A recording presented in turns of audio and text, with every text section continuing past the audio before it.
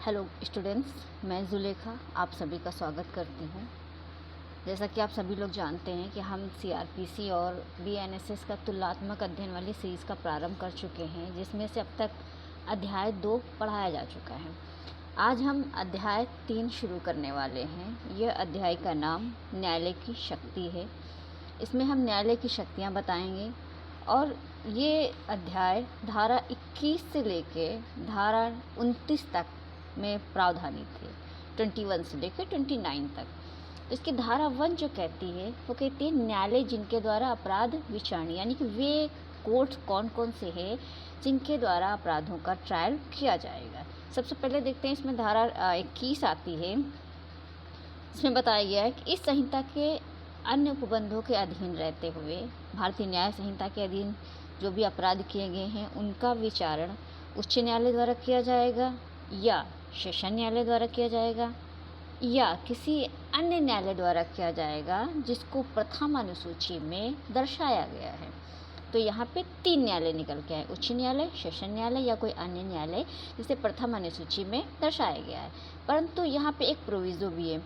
इसमें बताया गया है कि अगर धारा बीएनएस की धारा 64, 65, 66, 67, 68, 69, 70, 71 के अधीन किसी अपराध का विचारण यथासाध्य ऐसे न्यायालय द्वारा किया जाएगा जिसकी महिला पीठासीन है।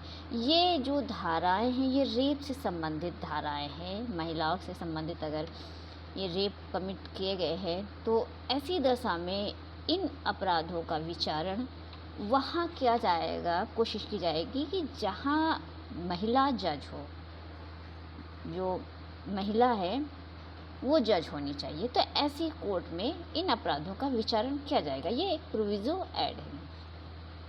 अगला देखते हैं, हमने बीएनएस के अधीन देख लिया। सेकंड क्लॉज में बताया गया है कि अन्य विधि के अधीन किसी अपराध का विचारण जब किसी विधि में इस निमित्त कोई न्यायालय उल्लिखित है तो उस न्यायालय द्वारा किया जाएगा, और जब कोई न्यायालय इस प्रकार वहाँ पे उल्लिखित नहीं है तब उसका विचारण किसके द्वारा किया जाएगा। तो बताया गया 2 कोर्ट बताई गई, या तो उच्च न्यायालय द्वारा किया जाएगा या किसी अन्य न्यायालय द्वारा किया जाएगा जिसका विचारणी होना प्रथम अनुसूची में बताया गया है। तो इस तरह से ये धारा हमने देख ली कि अगर बीएनएस के अधीन अपराध किया गया तो उसका जो ट्रायल होगा वो हाई कोर्ट करेगी या सेशन कोर्ट करेगी, या जो प्रथम अनुसूची में बताया गया वे कोर्ट कर सकती है। और अगर महिला से संबंधित अपराध किए गए हैं, यानी कि रेप से संबंधित अपराध हुए हैं जो धारा यहाँ पे बताएगी, उन धाराओं में अपराध हुआ है, तो वो ऐसे दिशा में ऐसी कोर्ट में ट्रायल होगा जहाँ की जो जज महिला है वो कोई महिला हो, पीठासीन अधिकारी महिला हो।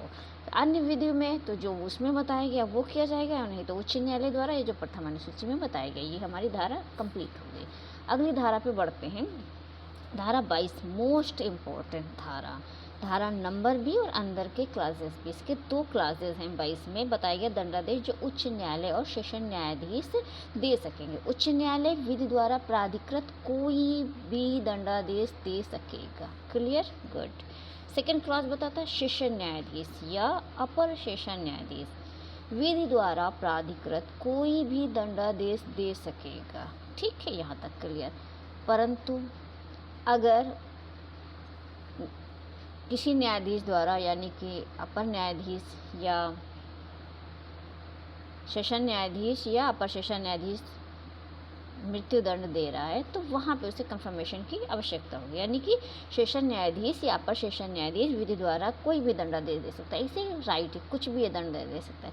लेकिन अगर इसे मृत्यु दंडादेश देना है तो ऐसी दशा में इसे पुष्टि करना आवश्यक होगा। ये पुष्टि किससे कराएगा तो उच्च न्यायालय से कराएगा। पुष्टि की जो धारा है यहाँ पे आप नोट कर लीजिए, धारा बीएनएस की धारा जो है 409 और सीआरपीसी की धारा 368 368 होगी। ठीक है, तो ये हमारा कंप्लीट हो गया। उच्च न्यायालय कोई भी दंडादेश दे सकता है, सेशन न्यायालय भी कोई दंडादेश दे सकता है, परंतु अगर उसे मृत्यु दंडादेश देना है तो उसे हाई कोर्ट से कंफर्मेशन लेने की आवश्यकता होगी। कंफर्मेशन कौन सी धारा में लेंगे?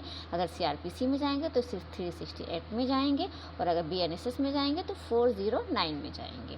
गुड। चैप्टर कौन सा? चैप्टर 30 है। आगे बढ़ते हैं। अगली धारा, ये भी मोस्ट इम्पोर्टेंट धारा है, 23 है। इसके साथ आप सीआरपीसी की धारा 29 पढ़ेंगे। अगर हम 22 या बीएनएसएस पढ़ रहे हैं तो उसके साथ हम 28 पढ़ेंगे। देखिए उसमें भी सेम चीज़ें थी। बस यहाँ पे जो सेकंड BNS CRPC में जो क्लास 3 था, सहायक सेशन न्यायाधीश वाला प्रोविज़न था, उसे हटा दिया गया था। और यहाँ पे देख लीजिए धारा 27 CRPC में जो हमने 21 बताया था, वो CRPC धारा 26 थी, जिसमें अपराधों का विचार बताया सेम था। उच्च न्यायालय, सेशन न्यायालय या जो अन्य जो प्रथम अनुसूची में बताएगा, तो इसमें 376 ये सब देखिए रेप की धाराएं थी। इसमें भी पीठासीन महिला जज जहाँ पे होगी वहाँ पे किया जाएगा। अन्य विधि में या तो उच्च न्यायालय करेगा या जो प्रथम अनुसूची में है वो किया जाएगा। और जो धारा 27 थी उसे रिपील कर दिया गया CRPC में कि किशोर के मामलों में अधिकार था, ये हटा दिया गया। 22 में BNSS में दंडादेश जो उच्च न्यायालय देंगे और सेशन न्यायाधीश देंगे। और यहाँ पे क्या था कि 28 में ये प्रोविज़न बताया था, हाई कोर्ट और सेशन की जो दंड देने की शक्ति थी वो 28 CRPC में, जिसका क्लास 3 रिपील कर दिया गया। अब आते हैं हम 23 पढ़ते हैं BNSS की धारा। इसके साथ CRPC की धारा पढ़ेंगे 29। इसमें मजिस्ट्रेट की पावर बताई गई कि मजिस्ट्रेट कौन कौन सा दंड दे सकता है। तो इसमें हम सबसे पहले देखते हैं, तो इसमें क्लासेस अगर हम देखें 23 में, तो टोटल 3 क्लासेस बताए गए हैं। देखिए पहला क्लास इसमें बताता है कि मुख्य न्यायिक मजिस्ट्रेट यानी कि CGM का न्यायालय क्या दंड देगा, ध्यान दीजिएगा, मृत्यु या आजीवन कारावास या 7 वर्ष से अधिक की अवधि के लिए कारावास से दंडादेश के सिवाय, ध्यान दीजिएगा सिवाय, यानी कि इनको छोड़कर विधि द्वारा प्राधिकृत कोई ऐसा दंडादेश दे सकेगा। यानी कि जो CGM होगा वो मृत्यु दंडादेश नहीं देगा, आजीवन कारावास नहीं देगा, 7 वर्ष से ज़्यादा का कारावास नहीं देगा। इसके अलावा कोई भी दंडादेश दे सकता है। तो इसको आप नेगेटिव फॉर्म में यहाँ पे क्लास 1 दिया गया है। सिंपल सा समझिए कि जो CGM है या मुख्य न्यायिक मजिस्ट्रेट है, ये 7 वर्ष से नीचे का जितना भी दंड है वो दे सकता है, यानी कि 7 वर्ष तक का दंड दे सकता है। 7 वर्ष से ज़्यादा का नहीं देगा, नीचे का कोई भी दंडादेश दे सकता है, 1 साल, 2 साल, 5 साल, 6 साल, 7 साल तक दे सकता है। सेकंड क्लास बताता है, ध्यान दीजिए, इसमें सेकंड क्लास बताता है कि प्रथम वर्ग का न्यायालय 3 वर्ष से अनधिक अवधि के लिए कारावास का या 50,000 रुपये से अनधिक जुर्माने का या दोनों का या सामुदायिक सेवा का दंडादेश दे सकेगा। क्लास 2 जो है इसमें थोड़ा सा चेंज हुआ। CRPC में जो ये पनिशमेंट था, यहाँ में चेंज हुआ। देखिए CRPC में था जो कारावास की सज़ा सेम है। कारावास की सज़ा कितनी थी कि यहाँ पे बताया कि 3 वर्ष तक का प्रथम वर्ग मजिस्ट्रेट है वो 3 वर्ष तक का कारावास दे सकता है, ठीक है, ये दोनों सेम था। जो जुर्माना था उसकी राशि चेंज की, यानी कि जो CRPC में जुर्माने की राशि थी वो 10,000 रुपये का था और जुर्माना था। यहाँ पे क्या हुआ, 10,000 को 50,000 कर दिया गया है, या जुर्माना या दोनों या सामुदायिक सेवा भी ऐड कर दिया गया। तो हम कैसे याद करेंगे, प्रथम वर्ग मजिस्ट्रेट कितना देगा, 3 वर्ष तक का कारावास, ठीक है, जुर्माना 50,000 रुपये से अधिक हो सकता है, या सामुदायिक सेवा या जुर्माना, ठीक है, ये हो गया। तीसरा क्लास हम देखते हैं, तो तीसरा क्लास आता है द्वितीय वर्ग मजिस्ट्रेट का न्यायालय। सेकंड क्लास मजिस्ट्रेट देखिए कितना पनिशमेंट दे सकता है, तो 1 वर्ष तक का सबसे पहले वो कारावास दे सकता है। कारावास कितना होगा, 1 वर्ष तक का। जुर्माना जो होगा 10,000 रुपये से अधिक का होगा, या दोनों का या सामुदायिक सेवा का दंडादेश दे सकता है। यानी कि अगर प्रथम वर्ग मजिस्ट्रेट की बात होगी तो 3 वर्ष का कारावास और 50,000 रुपये का जुर्माना या सामुदायिक सेवा, 3 चीज़ें थी। और अगर सेकंड क्लास मजिस्ट्रेट की बात आएगी तो कारावास कितनी होगी, 1 वर्ष का होगा, जुर्माना कितना होगा, 10,000 रुपये का, या सामुदायिक सेवा। तो ये हो गया। अब देखिए यहाँ पे एक स्पष्टीकरण है, बहुत इंपॉर्टेंट स्पष्टीकरण है। ये आपसे पूछा जा सकता है कि सामुदायिक सेवा की परिभाषा कहाँ दी गई है, तो इसको आप रट डालिए अभी का अभी तत्काल रूप से कि धारा 23 के क्लास 3 का स्पष्टीकरण में सामुदायिक सेवा की परिभाषा दी गई। क्या है सामुदायिक सेवा, देखिए, सामुदायिक सेवा से कोई ऐसा कार्य विपरीत है जिसको किसी दोषित व्यक्ति को दंड के ऐसे रूप में जो समुदाय के लाभ के लिए हो करने के लिए न्यायालय आदेश करे, जिसके लिए वह किसी पारिश्रमिक का हकदार नहीं होगा। यानी कि समुदाय के लाभ के लिए कार्य करेगा और उसे कोई भी पारिश्रमिक नहीं दिया जाएगा। ये कम्युनिटी सर्विस की डिफिनेशन है। इसमें क्या बताएगा कि बेनिफिट्स द कम्युनिटी, यानी कि कम्युनिटी के बेनिफिट्स के लिए काम करेगा और उसे कोई भी जो पारिश्रमिक है वो नहीं दिया जाएगा। ये क्लास 3 का स्पष्टीकरण हो गया। अब अगले सेक्शन पे पढ़ते हैं, 24 पे आते हैं। तो धारा 24 कहती है जुर्माना देने में व्यतिक्रम होने पर कारावास का दंडादेश। इसके साथ अब धारा 30 ऐड कर लीजिए। CRPC में कोई बदलाव नहीं हुआ है, सेम है। देखिए धारा 24 क्या कहती है कि यहाँ पे बताया कि जुर्माना, अब देखिए एग्जाम्पल समझिए, किसी व्यक्ति के ऊपर दंड मतलब जो जज है उसने उसके ऊपर जुर्माना लगाया, कारावास की सज़ा दिया, मान के चलिए या तो केवल जुर्माना दिया, कारावास जुर्माना दोनों भी हो सकता है दिया, ठीक। अब उसने क्या किया, उसके ऊपर जो जुर्माना लगाया गया तो वो पैसा वो नहीं दिया। अब ऐसी कंडीशन में क्या करेंगे, तो वही चीज़ ये धारा बताती है कि हमें क्या करना है। तो आपने बताया कि अगर कोई जुर्माना देने में व्यतिक्रम करता है, यानी कि लेट करता है, नहीं देता है, डिफ़ॉल्ट करता है देने में, तो ऐसी दशा में उसे कारावास का दंड दे देंगे। कैसे कि किसी मजिस्ट्रेट का न्यायालय जुर्माना देने में व्यतिक्रम होने पर इतनी अवधि का कारावास अधिनिर्णित कर सकेगा जो विधि द्वारा प्राधिकृत है, यानी कि अतिरिक्त कारावास दे सकता है। क्या करेगा कि धारा 23 के अधीन मजिस्ट्रेट की शक्ति से अधिक न हो, यानी कि जो धारा 23 में किसी मजिस्ट्रेट शक्ति बनाई है, प्रथम वर्ग को कितनी है, 3 साल का कारावास और 50,000 का जुर्माना या सामुदायिक सेवा। और सेकंड क्लास को कितनी पावर थी, 1 वर्ष से अनधिक का कारावास या 10,000 रुपये का जुर्माना या सामुदायिक सेवा, ये था। तो इनकी शक्ति से ज़्यादा नहीं होनी चाहिए। तो पहली कंडीशन ये निकल के आई। सेकंड आता है कि जो मुख्य दंडादेश के भाग के रूप में अधिनिर्णित किया गया है, वहाँ उस कारावास की अवधि के चौथाई से अधिक की नहीं होगी जिसको मजिस्ट्रेट जुर्माना देने में व्यतिक्रम होने पर दंडादेश के रूप में अन्यथा उस अपराध के लिए अधिरोपित करने के लिए सक्षम है, ठीक है। यानी कि 1/4 से ज़्यादा नहीं, मुख्य दंडादेश का जो भाग है उससे 1/4 से ज़्यादा नहीं होगा। फिर क्लास 3 देखते हैं। इस धारा के अधीन अधिनिर्णित कारावास धारा 23 के अधीन मजिस्ट्रेट द्वारा अधिनिर्णित की जा सकने वाली अधिकतम अवधि के कारावास के मुख्य दंडादेश के अतिरिक्त हो सकेगा। यानी कि वहाँ पे मान के चलिए मुख्य कारावास 1 साल का है और वहाँ पे जुर्माना जो है 10,000 का, तो 10,000 जुर्माना न देने पे जो कारावास दिया जाएगा वो 1 साल से अतिरिक्त का, यानी कि 1 साल ये होगा, इसके अलावा अतिरिक्त होगा, ठीक है। गुड। अब 25 सेक्शन पे आते हैं। तो 25 कहती है कि एक ही विचारण में कई अपराधों के लिए दोषित होने के मामले में दंडादेश, यानी कि अपराध का विचारण एक हुआ, उसमें कई अपराधों के लिए उसे दोषित किया गया। तो ऐसी कंडीशन में क्या करेंगे, देखिए, जब कोई व्यक्ति एक ही विचारण में 2 या अधिक अपराधों के लिए दोषित किया जाता है, तब न्यायालय भारतीय न्याय संहिता 2023 की धारा 9 के उपबंधों के अधीन रहते हुए उसे ऐसे अपराधों के लिए विहित विभिन्न दंडों में से उन दंडों के लिए जिन्हें देने के लिए ऐसा न्यायालय सक्षम है दंडादेश दे सकेगा। और न्यायालय अपराध की गंभीरता पर विचार करते हुए ऐसे दंडादेश साथ साथ या क्रमवर्ती रूप से भुगतने के लिए आदेश दे सकेगा, कि वो या तो साथ साथ या क्रमवर्ती, थोड़ा सा प्रिंट यहाँ पे है कि उन्हें एक साथ भुगतने के लिए आदेश दे सकेगा। सेकंड क्लास कहता है दंडादेश के क्रमवर्ती होने की दशा में केवल इस कारण से कि कई अपराधों के लिए संकलित दंड उस दंड से अधिक है जो वह न्यायालय एक अपराध के लिए दोषित पर देने के लिए सक्षम है। न्यायालय के लिए आवश्यक नहीं होगा कि अपराधी को उच्चतर न्यायालय के समक्ष विचारण के लिए भेजे। तो ये 2 क्लासेस क्या बताएं कि अगर एक से एक ही विचारण में 2 या अधिक अपराधों के लिए दोषित हुआ है, ठीक है, तब न्यायालय क्या करेगा। भारतीय न्याय संहिता की धारा 9 के उपबंधों के अधीन रहते हैं। धारा 9 क्या कहती है, धारा 9 कहती है कई अपराधों से मिलकर बने अपराधों के लिए दंड के बारे में 42 की धारा बताती है कि धारा 9 के उपबंधों के अधीन रहते हुए अपराधों के लिए विहित विभिन्न दंडों में से दंड के लिए उपबंध कर सकता है जब न्यायालय के सक्षम है। तो ऐसे दंडों के लिए कह सकता है कि ये एक साथ भुगते जाएंगे या एक के बाद एक शुरू होंगे। क्रमवर्ती होने की दशा में जो है, ऐसी दशा में संकलित दंड उस दंड से अधिक का नहीं होगा जिसके लिए उसे दोषित किया गया है, और ये न्यायालय के लिए आवश्यक नहीं होगा कि अब ऐसी दशा में क्या करे, ऊपरी उच्चतर जो न्यायालय है उसके समक्ष विचारण के भेजे।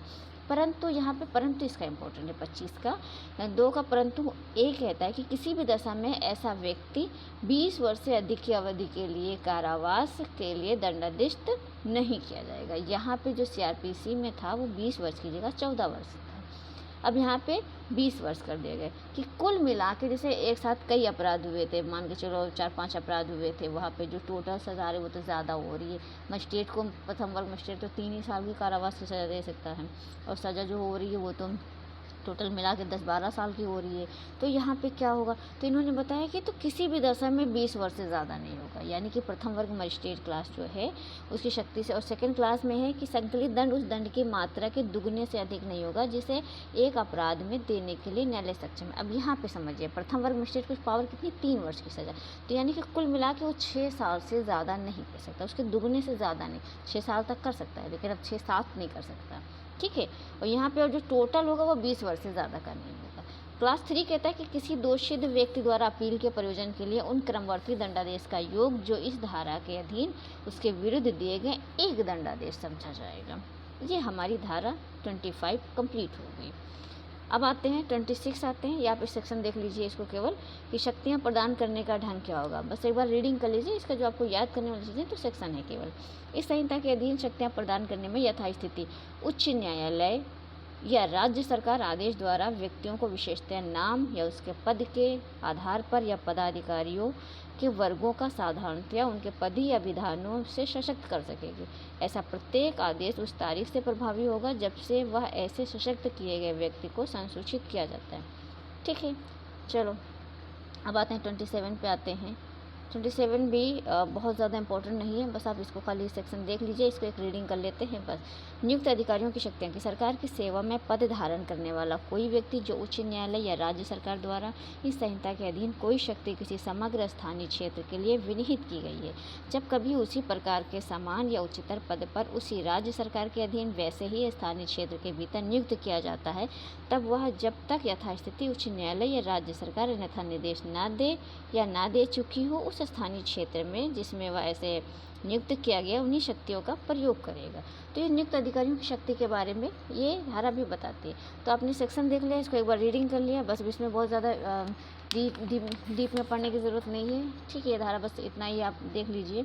आगे बढ़ते हैं। देखिए जैसे इसमें बहुत कुछ पढ़ने को, लेकिन हमें उन धाराओं पे ज़्यादा फोकस करना, उन पे ज़्यादा एग्जाम्पल क्रिएट करके अच्छे से समझना है जो एग्ज़ाम के पर्पज़ से बहुत ज़्यादा इंपॉर्टेंट हो। अब ऐसे तो बहुत कुछ अगर पढ़ने लगेंगे तो कभी ख़त्म ही नहीं होगा, तो इसलिए हम उन धाराओं पे ज़्यादा फोकस करें जो प्री मेंस इंटरव्यू सबके लिए इंपॉर्टेंट। जो अब ये धाराएँ जो है ये कभी पूछी नहीं गई हैं, या अगर कभी भविष्य में पूछी जाएँ तो केवल सेक्शन पूछेंगे, इसमें ऐसा विशेष कुछ है भी नहीं पूछने के लिए। अगली धारा पे हम बढ़ते हैं। अगली धारा हमारी आती है 28, शक्तियों का वापस लेना। क्या बताया, यथास्थिति उच्च न्यायालय या राज्य सरकार उन सब शक्तियों को या उनमें से किसी को वापस ले सकेगी जो उसने या उसके अधीनस्थ किसी अधिकारी ने किसी व्यक्ति को इस संहिता के अधीन प्रदान की है, ठीक है। कौन दिया है शक्तियाँ, उच्च न्यायालय, राज्य सरकार, ये सब वापस ले सकते हैं। किससे लेंगे, तो जो उनके जो अधीनस्थ अधिकारी हैं जिनको इन्होंने शक्तियाँ प्रदान की उनसे वापस ले सकते हैं। आगे बढ़ते हैं। सेकंड क्लास आता है, मुख्य न्यायिक मजिस्ट्रेट या जिला मजिस्ट्रेट द्वारा प्रदत्त किन्हीं शक्तियों को संबंधित मजिस्ट्रेट द्वारा वापस लिया जा सकेगा जिसके द्वारा वे शक्तियाँ प्रदान की गई हैं। अब देखिए यहाँ पे CGM हो गया या DM हो गया, इन्होंने जो शक्तियाँ प्रदान की वो वापस ले सकते हैं जिनको, ठीक है। अगली धारा पे आते हैं, 29 पे आते हैं। तो 29 कहती है, इसके साथ CRPC की धारा को 35 है। 29 कहते हैं कि न्यायाधीशों और मजिस्ट्रेटों की शक्तियों का उनके पद उत्तरवर्तियों द्वारा प्रयोग किया जा सकता है। ये धारा इंपॉर्टेंट है, एग्जाम में इसका सेक्शन पूछा गया है, 2-3 बार रिपीट हुआ ये क्वेश्चन, तो आप इसको सेक्शन को नोट कर लीजिए, ये इंपॉर्टेंट है। पूछा गया न्यायाधीशों और मजिस्ट्रेटों की शक्तियों का उनके पद उत्तरवर्तियों का प्रयोग है, सेम हेडिंग उठा के पूछ लिया गया है, तो ये धारा इंपॉर्टेंट है, पढ़ लीजिए। अंदर पढ़ते हैं, सेक्शन इंपॉर्टेंट है, बाकी रीडिंग करना ज़रूरी है, पढ़ते हैं। 29 का क्लास 1 कहता है, इसके साथ 35 CRPC अंडरलाइन कर लीजिए, फिर इसके बाद देखते हैं। तो 29 कहता है क्लास 1, इस संहिता के अन्य उपबंधों के अधीन रहते हुए किसी न्यायाधीश या मजिस्ट्रेट की शक्तियों का प्रयोग और कर्तव्यों का पालन उसके पद उत्तरवर्तियों द्वारा किया जा सकेगा। कौन कौन, या तो न्यायाधीश या मजिस्ट्रेट की जो शक्तियां हैं उनका प्रयोग उनके पद उत्तरवर्तियों द्वारा किया जा सकेगा, ये बताया गया कर्तव्य के पालन में। सेकंड क्लास बताता है कि जब इस धारा में कोई शंका है, डाउट आ रहा है कि पद उत्तरवर्ती कौन होगा, तो ऐसी दशा में सेशन न्यायाधीश लिखित आदेश द्वारा, अंडरलाइन करें कैसे, लिखित आदेश द्वारा यह अवधारित करेगा कि कौन सा न्यायाधीश इस संहिता के या इसके अधीन किन्हीं कार्रवाइयों या आदेशों के प्रयोजनों के लिए पद उत्तरवर्ती समझा जाएगा। पद उत्तरवर्ती मतलब अब इनके बाद जाने के बाद ये कौन माना जाएगा, तो ये पद उत्तरवर्ती बताया गया है। माना जाएगा। अब अगर डाउट आ रहा है कि इनका पद उत्तरवर्ती कौन है किसी न्यायालय का, तो ऐसी दशा में जो डिसाइड करेगा वो पावर सेशन न्यायाधीश है, वो लिखित रूप में बता सकेगा कि इस न्यायालय या इस मजिस्ट्रेट या न्यायाधीश का जो पद उत्तरवर्ती है वो ये होगा। फिर थर्ड क्लास देखते हैं, जब इस बारे में कोई शंका है कि किसी मजिस्ट्रेट का पद उत्तरवर्ती कौन है, यानी कि सेशन कोर्ट का अगर डाउट आ रहा है कि कौन सा है, तो वहाँ पे सेशन न्यायाधीश बताएगा। और अगर मजिस्ट्रेट की कोर्ट का डाउट क्रिएट हो रहा है कि मजिस्ट्रेट का पद उत्तरवर्ती कौन है, तो ऐसी दशा में जो इसका जो अवधारण है करेगा वो सीजीएम करेगा या डीएम करेगा। वो भी कैसे करेगा, लिखित आदेश द्वारा ये अवधारित करेगा कि कौन सा मजिस्ट्रेट इस संहिता के इसके अधीन किन्हीं कार्रवाइयों या आदेशों के परिजनों के लिए ऐसे मजिस्ट्रेट का पद उत्तरवर्ती समझा जाएगा। तो धारा 29 हमारी अच्छे से कंप्लीट हो गई। धारा 29 में हमने क्या देखा कि सबसे पहले तो इसकी हेडिंग हमने अच्छे से समझ ली कि न्यायाधीशों और मजिस्ट्रेटों की शक्तियों का उनके पद उत्तरवर्ती का प्रयोग किया जा सकेगा, चाहे मजिस्ट्रेट हो चाहे सेशन न्यायाधीश, उनके पद उत्तरवर्ती का प्रयोग किया जा सकेगा। न्यायाधीशों की कोर्ट का डाउट आएगा तो ऐसी दशा में न्यायाधीश लिखित रूप में अवधारित करेगा। अगर मजिस्ट्रेट की कोर्ट का आएगा कि कौन सा इसका पद उत्तरवर्ती होगा, तो वहाँ पे सीजीएम या डीएम को पावर है, वो अपना अवधारण कर सकेगा। इस तरह से ये हमने चैप्टर पूरा कंप्लीट कर लिया। एक बार हम रिवीजन करते हैं, उसके बाद ही हम क्लास यहीं पे रोकते हैं। सबसे पहले हमने कौन सी धारा देखी, ये चैप्टर नंबर 3 था, 21 से लेकर 29 तक जाता है। इसमें जो सबसे पहला जो हमने सेक्शन देखा था वो 21 था। इसमें था न्यायालय जिनके द्वारा अपराध विचार नहीं होगा। अगर बीएनएस के अधीन अपराध किया गया है तो वहाँ पे जो पावर होगा वो हाई कोर्ट को होगा, सेशन न्यायाधीश होगा, और या जो प्रथम अनुसूची में बताया गया उनको होगा। अगर महिला से संबंधित रेप के मामले हैं तो वहाँ पे कोशिश की जाएगी यथासाध्य ऐसी जगह पे विचारण होगा जहाँ पे महिला जज हैं। इसके बाद हमने अगला सेक्शन देखा 22 देखा, तो वहाँ पे बताया गया था हाई कोर्ट और सेशन न्यायाधीश की पावर बताई गई थी कि ये कौन कौन सा दंड दे सकते हैं, इनके दंडादेश देने की शक्ति बताई थी। तो हमने बताया था उच्च न्यायालय विधि द्वारा प्राधिकृत कोई भी दंडादेश दे सकता है। अगर सेशन न्यायाधीश या अपर सेशन न्यायाधीश है तो ये विधि द्वारा प्राधिकृत कोई भी दंडादेश दे सकते हैं, परंतु अगर इन्होंने मृत्यु दंड दिया है तो इन्हें हाई कोर्ट से पुष्टि की आवश्यकता होगी, ये हमने बताया था। उसके बाद 23 में हमने मजिस्ट्रेट की पावर देखी थी। सीजीएम क्या कर सकता है, 7 वर्ष से अनधिक का कोई भी दंडादेश दे सकता है जो विधि द्वारा प्राधिकृत हो। प्रथम वर्ग मजिस्ट्रेट को सजा देने की जो पावर है वो 3 वर्ष तक है।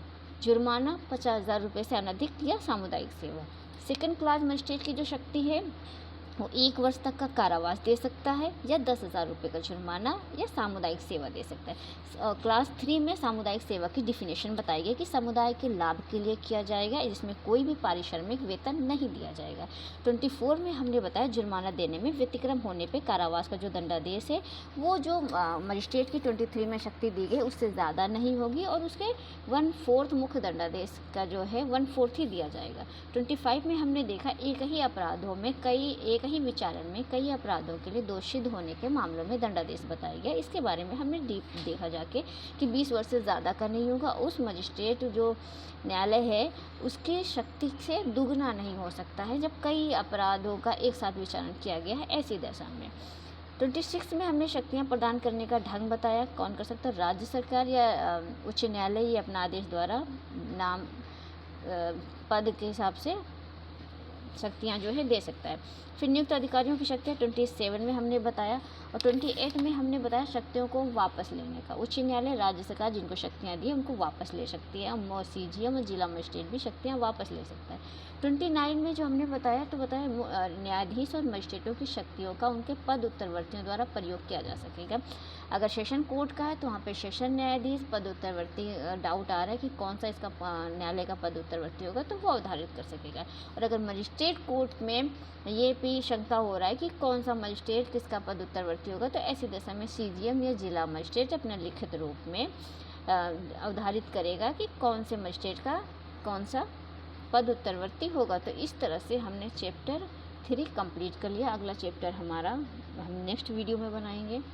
आई होप आपको काफ़ी हेल्पफुल रहा होगा और आप काफ़ी पसंद भी कर रहे हैं और आपके नॉलेज में वृद्धि भी होगी। Thank you so much.